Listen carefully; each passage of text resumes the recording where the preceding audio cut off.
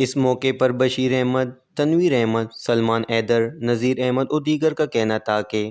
ہمیں 9 مارچ 2023 کو 25 امیدواروں کو باقاعدہ بھرتی کے آرڈر چیف آفیسر سالم محمد صاحب نے دی۔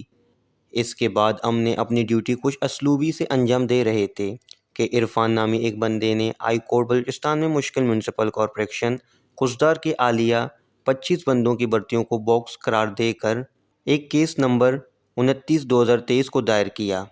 اور اس کیس میں ہم 25 ملازمین کی پارٹی بھی بنایا اور کورٹ کی طرف سے ہمیں سمن بھی موصول ہوئی اور ہم سب ہائی کورٹ میں پیش ہوئے، اور اس کیس کی مزید تحقیقات کے لیے کورٹ نے 24 نومبر 2024 کو ڈائریکٹر اینٹی کرپشن کاکڑ صاحب کو بھی ہدایت دیا،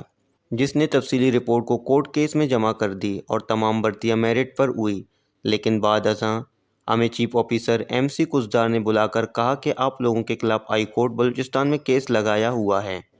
فی الحال آپ لوگوں کی تنخواہیں روک دی جاتی ہے،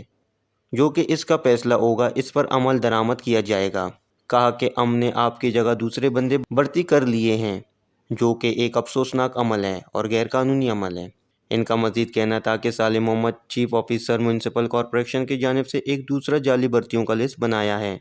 جس میں پہلے بھرتیوں کی منظوری والے لیٹر کا تاریخ 8 مارچ 2023 ہے اور اس کا ڈائری نمبر بھی وہی ہے جس میں ہم 7 بندوں کا نام نکالا گیا ہے۔ حالانکہ ہمارے پاس آرڈر ہے، ہم نے چیف آفیسر کو اس بارے میں آگاہ کیا تو انہوں نے کہا کہ آپ لوگ نوکری سے فارغ ہو،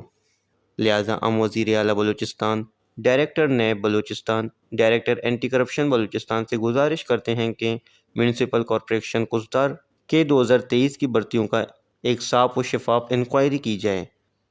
تاکہ دودھ کا دودھ پانی کا پانی واضح ہو جائے اور ہمیں نوکریوں پر کام کرنے دیں اور ہماری تنخواہیں بھی جاری کی جائے۔ ویش نیوز، کوئٹہ۔